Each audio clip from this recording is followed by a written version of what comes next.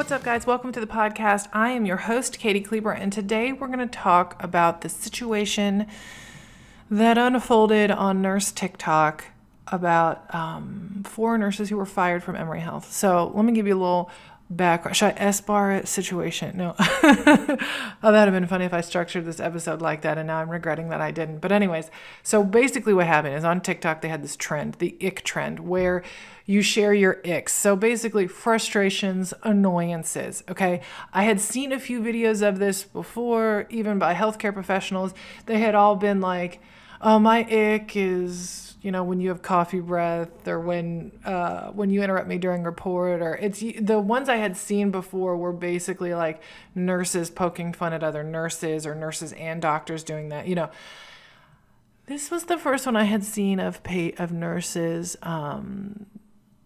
talking about patients in a not so cool way. So I was gonna play the video, but decided that I don't know, I just didn't feel right about doing that. I'm gonna just read to you the transcript essentially of this 1-minute video.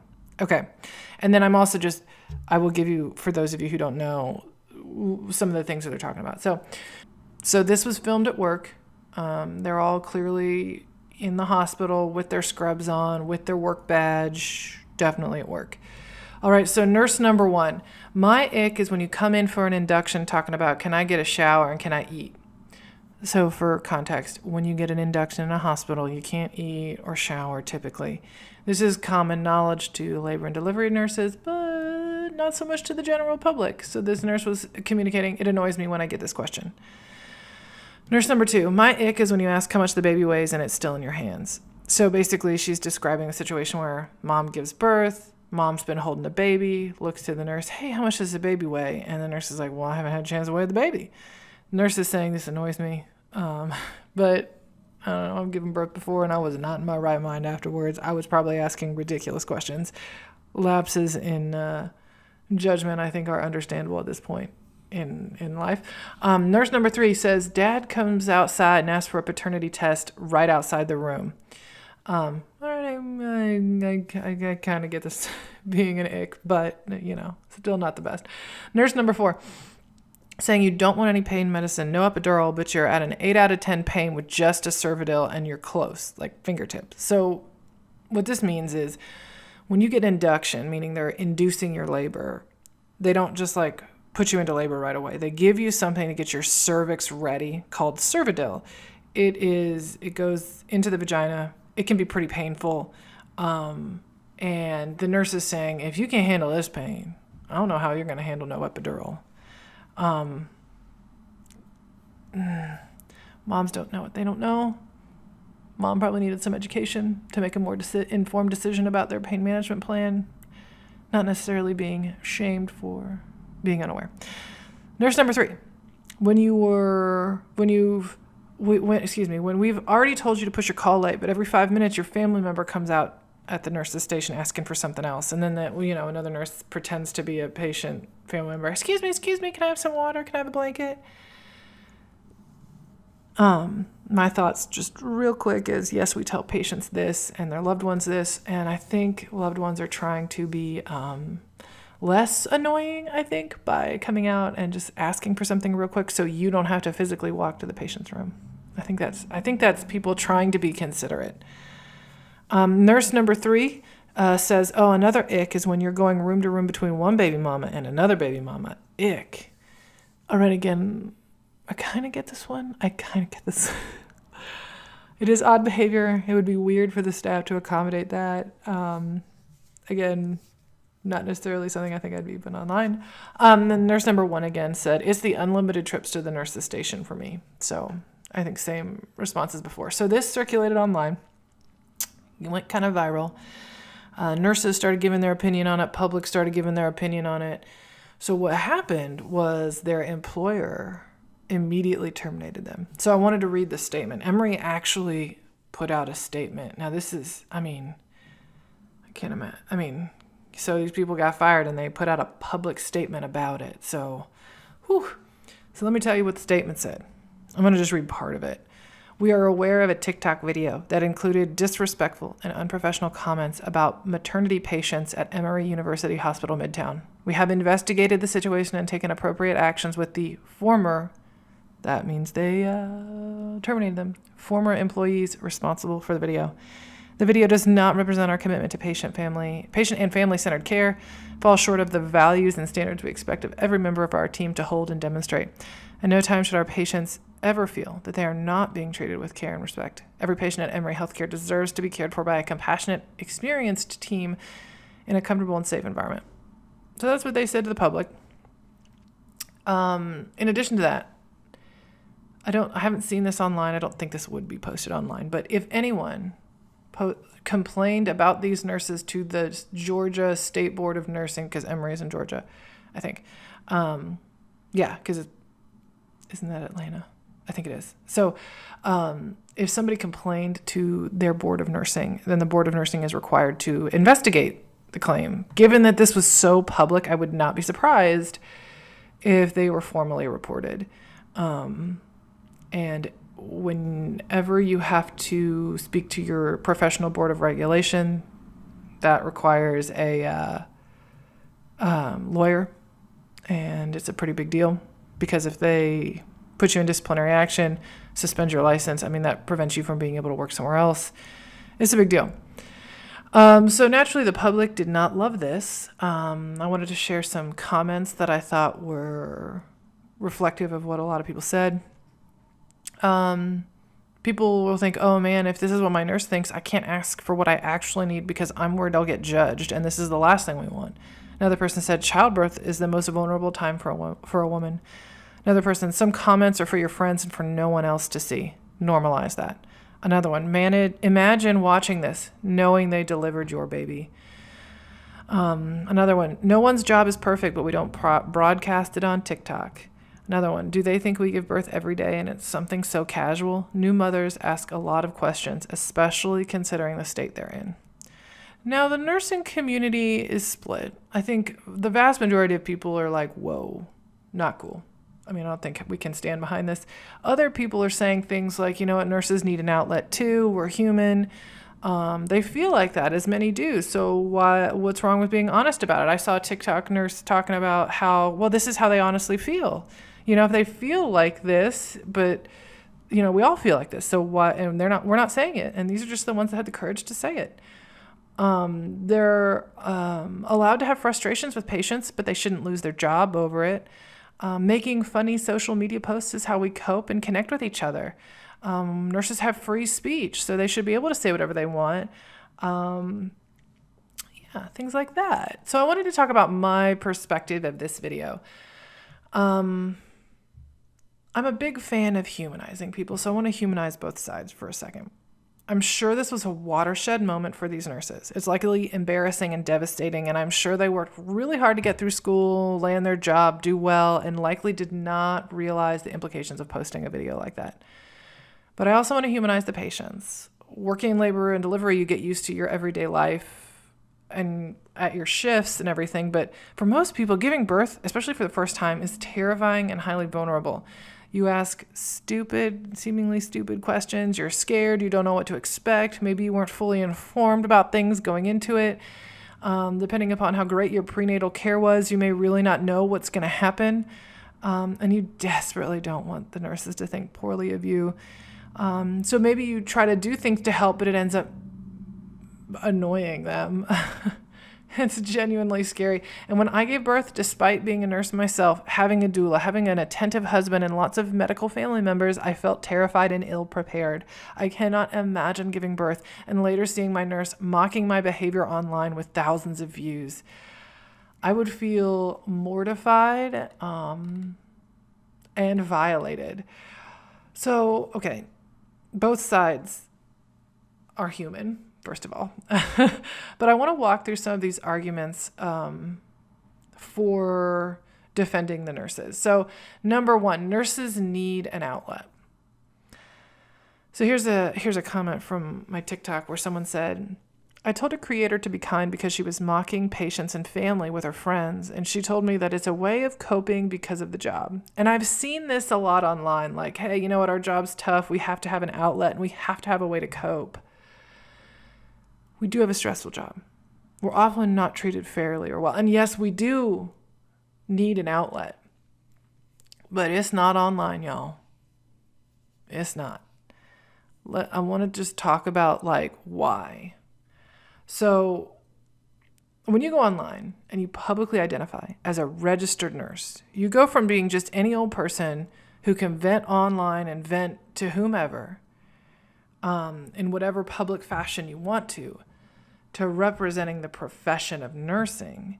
And doing so comes with added responsibility because there are professional standards that we are held to, okay? So here's a little quote I want to read to you from the American Nurses Association's Principles for Social Networking and the Nurse Guidance for Nurses. It says, online content and behavior has the potential to either enhance or undermine not only the individual nurse's career, but also the nursing profession.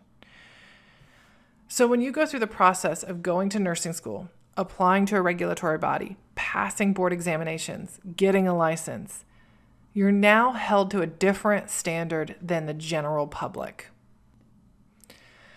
You're not only responsible to your employer and the public, but also your state board of nursing for your conduct. That's on and off the clock. So this is because professionally, we're taking care of people during their most vulnerable moments. Putting a Foley catheter into someone's private areas, talking to and examining someone after a sexual assault, after someone has done something really embarrassing, experiencing trauma, all like being able to be with people during these times comes with added responsibility. So when you decided to be a nurse, and went through that entire process, you agreed to abide by certain rules, regulations, and standards to be able to say, I am a registered nurse. So just because you went to nursing school doesn't mean you're an RN and it's like, okay, I went to nursing school for 4 years, 10 years ago, and I did what I'm supposed to do, and, that's it. To be registered as a registered nurse, you have to be with a regulatory body. Okay, so this regulatory body has a duty and responsibility to protect the public and only allow adequately trained healthcare providers physically care for patients. And it's not just about adequate training, it's also about monitoring and holding license holders accountable for infractions, because it's their job to protect the public. So we all know we can lose our nursing license, right? It's not like you were granted the license after you graduated and all you have to do is pay your fees every few years. No, if you do something like get convicted for child abuse or stealing or distributing drugs or something like that, you'll lose your license. The board of nursing investigates and goes through proper channels to prevent people who, do things are not like that or not practicing. And that's a protective measure for the public, right? That's the job of these boards of nursing. So we have to be registered with them. And being registered with them means that we abide by their code of conduct, your state practice act. And part of your state practice act is a code of ethics. Okay, so you're held to all of this simply by being a registered nurse. And it actually really does, it's written in really like textbooky kind of language, but it really does apply to your practice. It genuinely does. And I think this case of these nurses being fired is an example of that. So I just want to explain how this works. So the American Nurses Association, the largest professional organization for nurses. So there's this one large American Nurses Association, and then each state has its own. So there's like an Illinois Nurses Association, New York Nurses Association, the American Nurses Association has our code of ethics, and your state board of nursing, which you are licensed by, who can take your license away if they just so choose, has a code of ethics, and that code of ethics is likely the American Nurses one. My Illinois State Board of Nursing cites this code of ethics. And this code of ethics has multiple provisions. So I think it's 9 provisions. And they explain them in a more detailed fashion in interpretive statements. And I want to discuss 2 of them that are applicable to this situation. Okay, so provision 1, here, I'm going to quote it for you real quick. Bear with me, y'all. Stick with me here. The nurse, in all professional relationships, practices with compassion and respect for the inherent dignity, worth, and uniqueness of every individual, unrestricted by consideration of social or economic status, personal attributes, or the nature of health problems. So then their interpretation, interpretive statement says, the need for healthcare is universal. It transcends all individual differences. The nurse establishes relationships and delivers nursing service with respect for human needs and values without prejudice. Okay? An individual's lifestyle, value systems, religious beliefs should be considered in planning care with that patient, but that consideration does not suggest the nurse necessarily agrees with or condones with the choices. Here's the key. But the nurse respects the patient as a person. So here's my translation, y'all. Regardless of what you think about that person, how annoying their requests are, how ridiculous their family member is, how weird you think their religious practices are or values are, how tired you are, how frustrated you are with staffing, or whatever the situation is, you need to respect your patient as a person. Okay? Provision number 2, it states the nurse's primary commitment is to the patient, whether an individual, family, group, or community. Okay, that's pretty short and sweet. But I want to talk about provision 2.4, which is an extension of that, and it's about professional boundaries. Okay? All right, interpretation. Nursing care is intimate in nature, like we discussed. We're doing the things in the places that, which sometimes causes the line of limitation within professional relationships to blur. However, nurses must recognize and maintain appropriate boundaries within relationships. Nurse to patient and nurse to colleague relationships differ from those that are personal and unstructured, like friendship. All right? So you might feel like you're BFFs with your nurse colleagues and you have a bond with them, but there's more here. The intimate nature of nursing care. We're providing nursing care during major life events, very vulnerable times. And mutual dependence upon colleagues to walk through them with patients can blur the limits of those professional relationships, all right? We must maintain authenticity to ourselves while maintaining professional boundaries. It's our professional responsibility to do so. When it's jeopardized, it's up to us to seek assistance from our manager or whomever to remove ourselves from that situation. So let me give you my translation, y'all. Things get spicy at the nurse's station. Okay? We are in some spicy situations and some crazy situations. Walking through that with your colleagues really bonds you. And it's really easy to watch something crazy with I've had times where me and a colleague were taking care of a patient who's neurologically compromised, rolling all over. We've done 3 bed changes. It's ridiculous, right? You bond with that, or the very difficult female Foley to place, or whatever it might, or coding someone who's your age together with another nurse who's also your age. This trauma bonds us, and navigating that is challenging. And what this is saying is, despite the trauma bond and spiciness, we need to still have structure to our professional relationships with our colleagues, okay? It is important to recognize those boundaries. I haven't mentioned this before. It's like our colleagues, and we can be, it's this interesting bond that we have, but and I think the mistake we can make is okay, we're all a family. I have no boundaries with them because we've been through some crazy stuff. There are no boundaries. And as professionally speaking, I believe that is a mistake there, to not have boundaries with our colleagues. we can go through craziness at work, feel a connection with a professional connection with our colleagues, but at the end of the day, it's important to remember they're our colleagues, and that our duty to process what we see at work, it's not the responsibility of our colleagues, and venting to each other is not processing it and being it's not. Okay, I got it. From personal experience of seeing trauma and I see in neuro ICU, and then like trying to like feel like venting to each other is gonna like heal us from that. No, I had anxiety that got worse and worse. That's not a way to cope. I mean, that's a way to like get through the day. That's not a way to fix anything. And it's at the expense of our patients. Okay? We're held to that higher standard, guys. We have to think about the implications and impact of our action, not just the action itself. So while I definitely agree we got to have an outlet for processing the trauma we see, and we've got to feel seen and heard by someone, mocking patients ain't it. We can't be doing that. It's short-sighted. And while it might feel good in the moment, big picture, it's actually kind of immature. Okay, guys?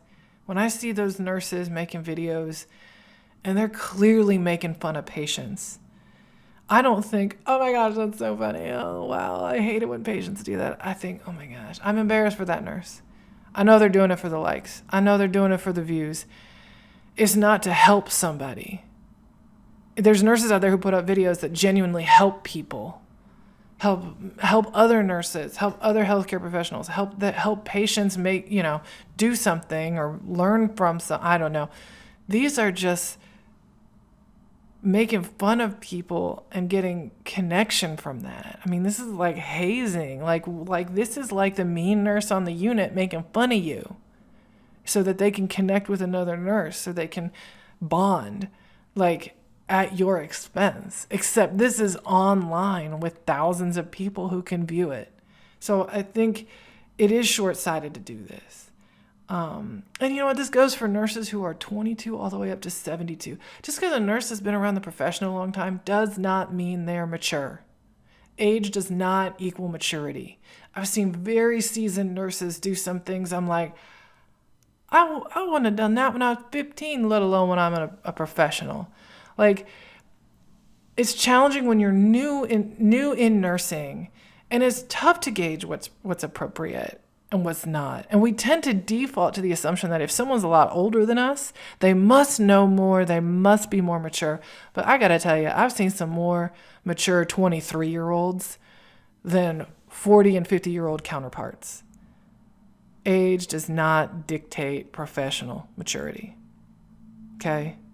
I mean, I've seen many mature nurses across the spectrum, but I don't want you to assume just because a nurse has been around longer and is putting up videos that those are okay videos.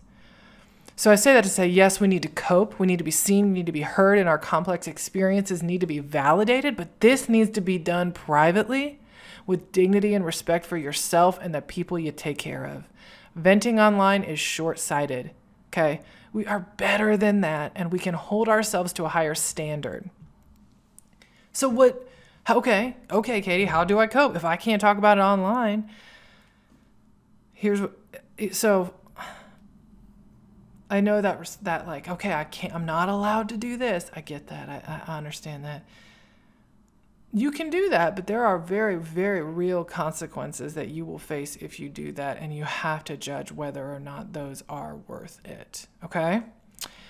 There are other things you can do to process and deal with that stuff. That can be therapy, journaling, speaking with a close trusted friend, being part of a private community. We have one with Fresh RN. I also have a couple books I highly recommend. The number one book is Trauma Stewardship, an Everyday Guide to Caring for Self While Caring for Others. I must say her name wrong. Laura Van Der Noot Lipsky with Connie Burke. As I smack my mic here, it is a must read, I think, for nurses, because you can't see trauma and come out on a regular basis at work and come out of it unscathed. She is a social worker and educator and writes this book for people who at work get exposed to trauma, which is what nurses experience. And I think this is a big, helpful book. There's also Fierce Self-Compassion by Dr. Kristen Neff. Also How to Do the Work by Nicole LaPera. So another aspect of this is public perception. Optics are absolutely an aspect of this. So if every nurse who was frustrated or annoyed by patients put up videos to make fun of them so that they can vent and feel better, this essentially tells the public, you're not safe with me. I'm judging you. Even at your most vulnerable, can't trust me. Like, you're going to exploit my vulnerability to get some laughs online. That's what we're telling the public, guys. And I know we get treated poorly by the public, but we also get treated very well by people too. And I don't think that I don't think it's fair for all of those people out there who just want non-judgmental care from their nurse to punish them because we feel hurt by other patients. I don't think that's fair. It's like, it kind of reminds me of like, let's say you go to your therapist. I said, hey, maybe go to therapy. Let's say you go to that therapist. You tell them all the vulnerable details of something that happened to you. Something maybe you've never told anybody. My husband's a therapist, right? And it never occurred to me, because I've never had this experience, but it makes sense to me, that there are people out there who go through something, maybe in the childhood or whatever, that they literally never tell another soul. And maybe their therapist is the only person they have ever told. And can you imagine telling your therapist something private and personal, maybe something you never told anyone else, and later that night you get on TikTok, start scrolling, and you see your therapist mocking you? Wouldn't you feel exposed and betrayed? Like, maybe they didn't say your name, but they're like, oh my God, I can't believe this person cried about blah, blah, blah. Like, how exposed would you feel? And what would this communicate to you as their patient? Probably a similar message. And for good reason, therapists have similar ethical and professional standards as nurses do, because they are also caring for people during very vulnerable times. And I think when you're so desensitized to vulnerable and traumatic moments, it's very difficult to appreciate them because they're your everyday. But to like giving birth, like the labor and delivery nurses, like this is like the biggest deal, like the days of their life that these patients will always remember, and it's every day for the nurse, right? So I think it's easy to get desensitized and forget that this is a big deal to the patient. It's every day for me, but it's a big deal to this patient. I need to treat it with reverence. All right, number 2, free speech, the free speech argument. So yes, we have free speech here. But when we start talking about our place of employment, their policies and procedures, publicly identifying as a nurse that is held to the ethical and standards and State Practice Act, free speech ends, guys. You can't just say whatever you want, because like as a nurse, when you publicly identify as a nurse, you're speaking on behalf of like representing the profession as a whole.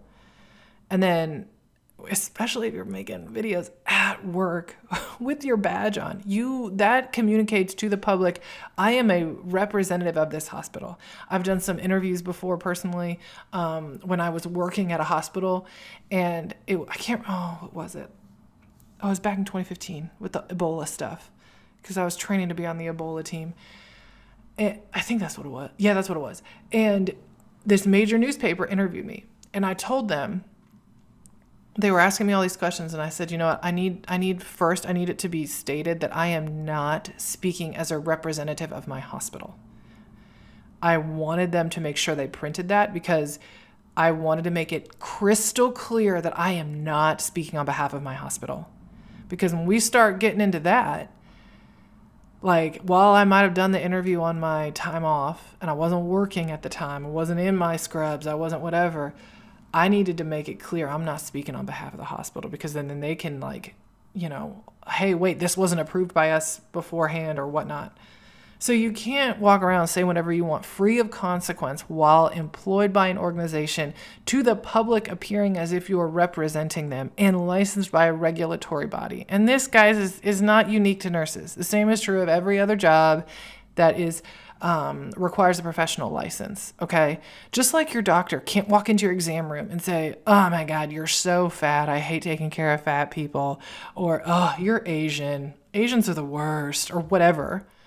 Like, they can't just come in and say whatever they want. We have professional limitations on what is appropriate to say and do in this professional setting, okay? Another argument is that patients shouldn't look up nurses online. Like, that is shouldn't happen. So a nurse can post whatever they want online. It's just the patient shouldn't look it up.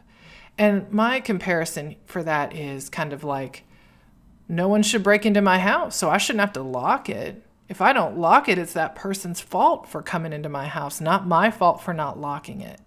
Like, the logic there doesn't play out. Like, here's a quote from someone. I would find it weird to have a patient look me up on social media. I don't post much anyway, but I think it's as weird as looking at my address. In this day and age, it is naive to assume that people don't do this. And spoiler alert, whenever you apply for a job and they're seriously considering you, they're looking you up online, just so you know. I've talked to many hiring managers. They're looking you up. So if you put something online, especially if it's not locked down private, assume people are going to see it.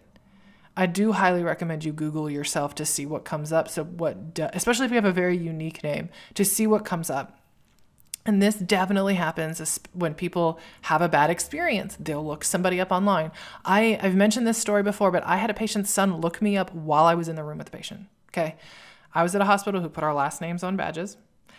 I was taking care of my patient. We were doing a bed bath. A CNA floated from another unit. It was right after I published my first book. And the CNA said, hey, are you that nurse that published the book? And I was like, yeah, I am. And he was asking me about it. And we were just talking back and forth. Well, the family member heard it and thought that was cool. So he Googled me. And a lot of times when you Google somebody, their social media comes up. And he found my Instagram, clicked on it. He said, hey, is this you? Showed me his phone. There's my Instagram. Boom, right there. It's like professional and personal lives collide in one terrifying moment, right? But I was thankful that I made it a point not to put things online that would make any potential employer or patient loved one question my ability to take care of their loved one, or my ability to safely provide nursing care.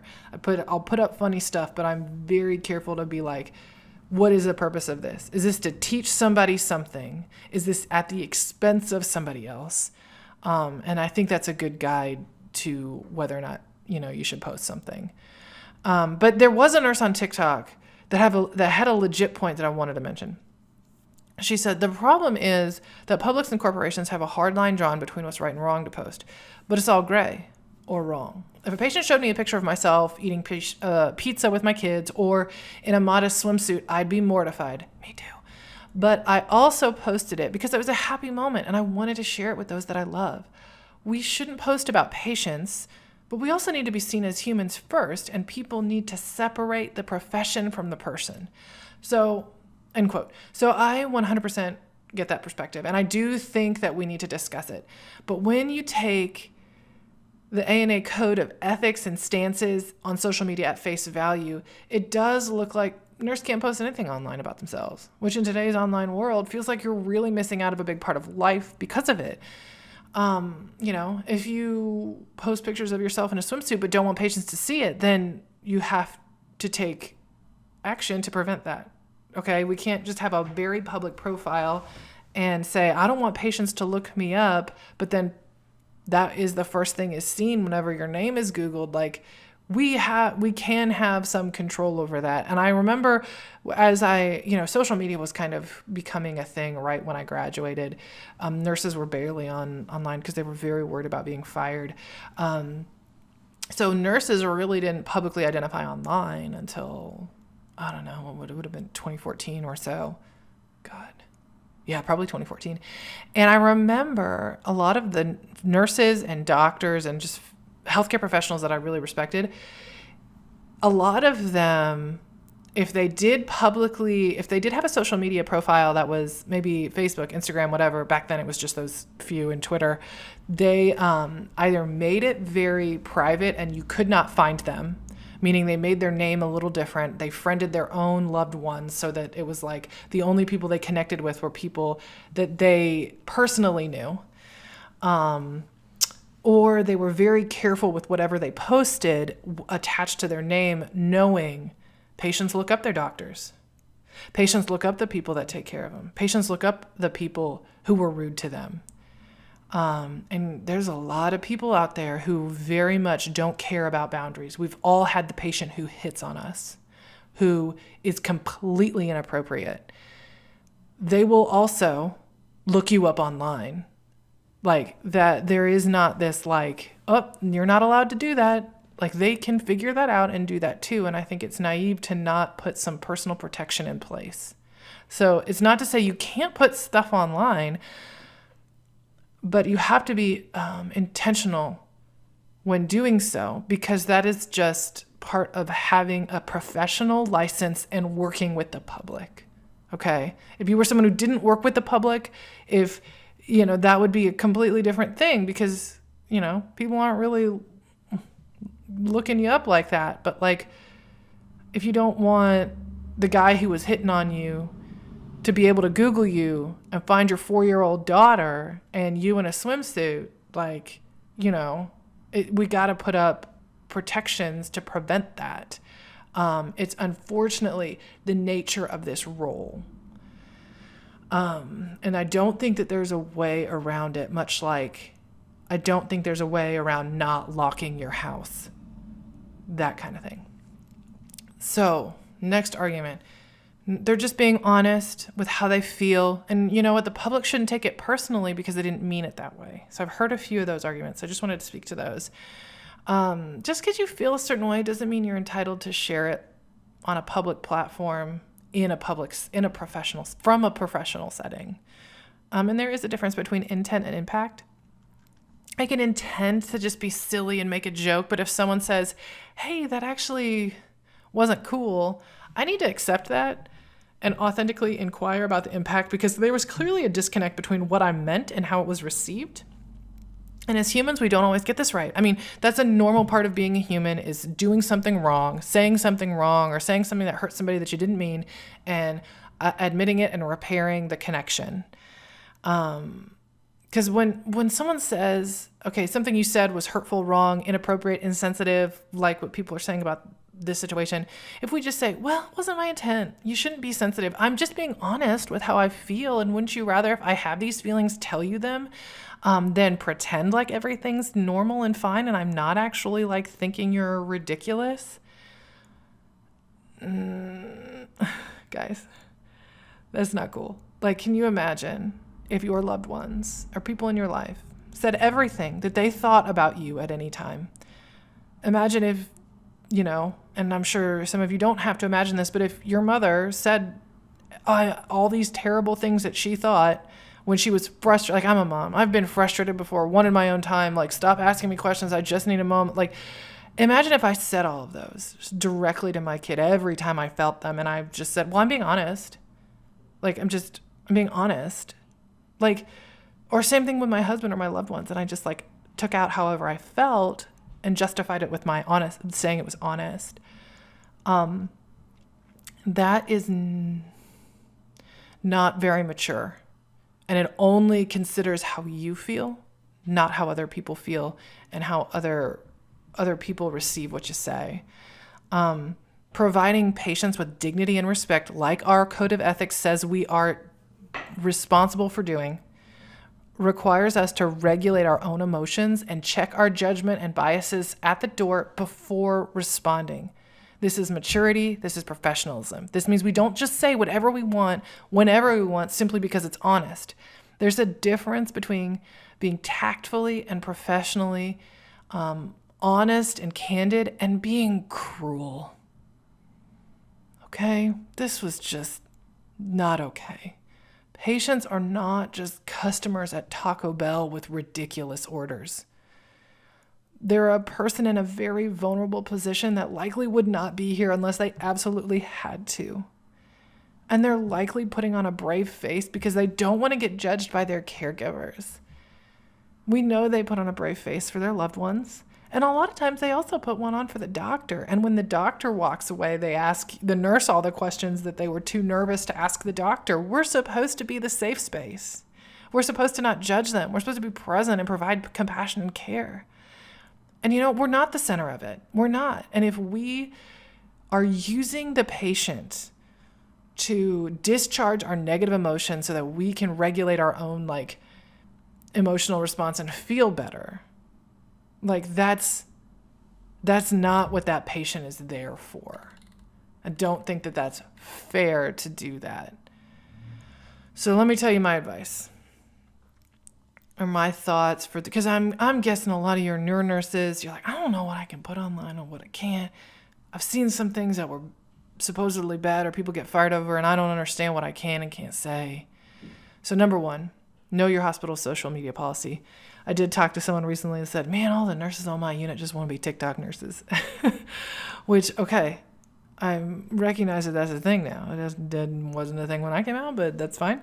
Number one, you got to know that social media policy. I'm guessing that Emory Health may have had a zero tolerance social media thing where, because typically to terminate an employee, there has to typically be an action plan, hey, you did this wrong. I'm going to educate you and give you a chance to do better. But there are certain things that are fireable offenses. And this, I'm guessing it was outlined in that policy, and that was what they used to justify that. And they probably felt the need to control public opinion and optics because that was a PR disaster for Emory, and they needed to come out strong to be no, we take this seriously, and and they probably were able to fire them, and they probably definitely chose to because it's important to show the public that they take this seriously. Is my guess. I'm assuming with all of that. So I encourage you to know your social media policy. And I also, if you're someone who's posting on social media, you better know that policy and look at that and say, does it say on there you can't post at work at all? Some of them do. And if they say you don't post at all at work and you're posting at work, and consider, especially if you're an aspiring TikTok nurse, the bigger you are, the more successful you are at it, the more likely people are to connect where you work with your TikTok. So if you're actively violating policy in it, that's a problem. You're putting your job at risk, right? Also, next, go back and audit some of your social media. Do you need to enhance your privacy setting? Do you need to maybe remove some content? Maybe reevaluate some of the things that you've chosen to post and, maybe I was kind of poking fun at patients there. Let me pull that down, and consider that kind of stuff. I think it's important to be clear with yourself about your social media boundaries and remember that there are natural consequences to oversharing. And none of us are going to be perfect at this, but if we are going to take that step of posting online about work, it needs to be done carefully and have a few checks and balances with yourself before you post. And I think that can look like, okay, before I post, do I feel the need to post mocking things? Do I feel the need to vent all the time online? And online is the only place I feel heard and validated? If that's what you're identifying, then I think that is valuable information. That maybe there needs to be another place in life for you to feel heard, validated, to express your experience to other people so that you don't feel the need to do it. I think that's an important step to take.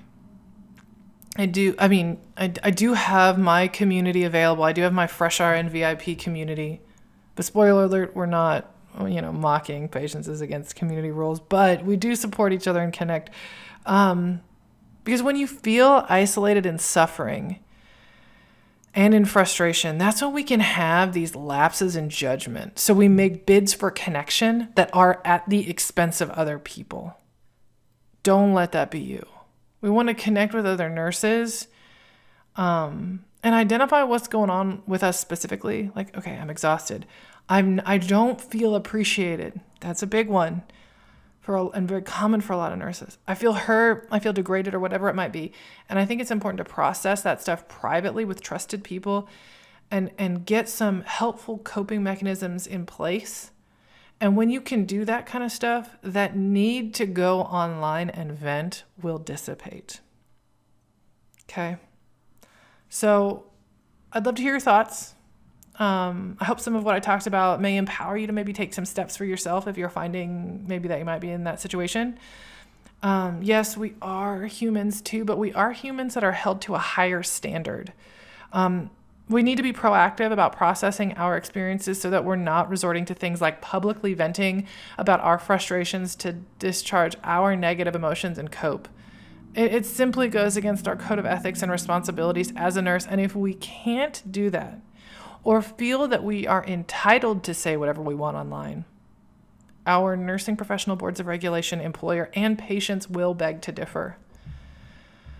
So I think that by commanding space and time to process through the things we go through at work and taking accountability and ownership to do that for ourselves and acknowledging, you know what, it's no one else's responsibility but me.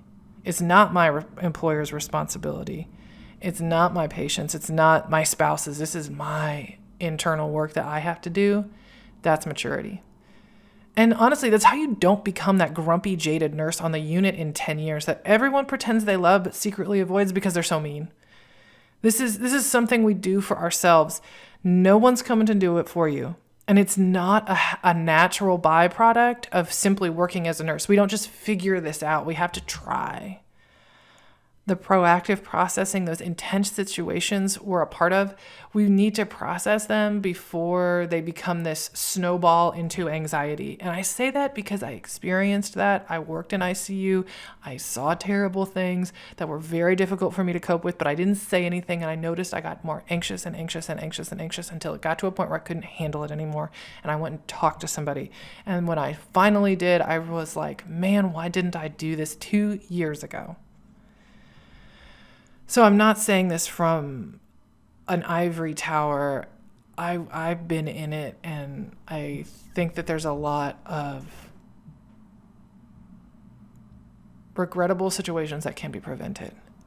I think privately expressing anger and frustration, seeking out connections with other people so that we can be seen, heard, and validated, and not overextending ourselves at work and saying no when necessary are all really important ways to prevent us from becoming the numb, checked out, angry, cynical nurse, and actually be the nurse who is wise, caring, compassionate, and empathetic with boundaries so that we can be present for our patients, but also at home for ourselves and our loved ones too. So my charge to you is, if you find yourself going down that path, is to have the courage to take steps to redirect and take care of yourself. The last thing we want collectively is to see nurses continue to post these highly insensitive videos for the world to see and simply justifying it because we need a way to cope. This is drastically going to impact our credibility as caregivers to the public at large, which the impact of that is pretty serious when you view it on a population level, because I'm sure that snowballs into patients being fearful of being honest with their nurse and their caregivers, and it would be naive to think that that wouldn't negatively impact patient outcomes, which undermines the whole purpose of being a nurse in the first place. And it's especially devastating to consider that that could happen, or that it is preventable with some self-awareness, emotional regulation, and trauma stewardship. All of which is actually essential to providing care to ourselves, because once again, we are humans too. So thank you guys for listening to today's episode. If you're not a member of the Fresh RN fam, you can sign up for my email list. It's free. You just go to freshrn.com and plug in your email, and you'll get weekly tips, encouragement, all that jazz right in your inbox.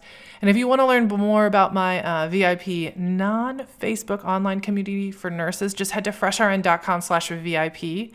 Whenever you enroll, that comes with 3 of my courses: Preceptor Pro, Critical Thinking, and Charge Nurse Jumpstart. And along with that, you can there's opportunities for small group coaching sessions with me, access to my asset vault, interviews, and more. So the link to sign up for that is FreshRN.com/VIP. So thanks again, nurses, and stay fresh.